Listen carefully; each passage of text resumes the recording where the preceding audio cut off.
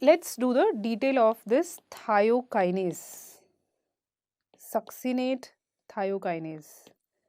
See, whenever kinase is written, then we say that EC number is 2. But remember this thing, that if thiokinase is written, then you will say EC number is 6.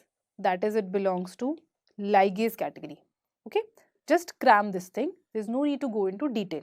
Okay, so if generally question is asked that this thiokinase of TCA produces ATP or GTP, then you will say ATP, because mostly it forms ATP. Okay, but if they ask you that thiokinase in liver, in kidney, or during fasting or starvation, it produces what thing?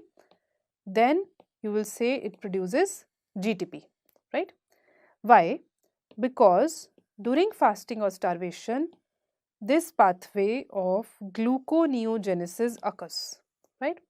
This gluconeogenesis occurs in liver and kidney, and gluconeogenesis requires GTP. Okay, so thiokinase of TCA produces GTP during fasting and starvation for gluconeogenesis to occur in liver and kidney, right? So remember this point. So rarely it is forming GTP, but mostly it is forming ATP.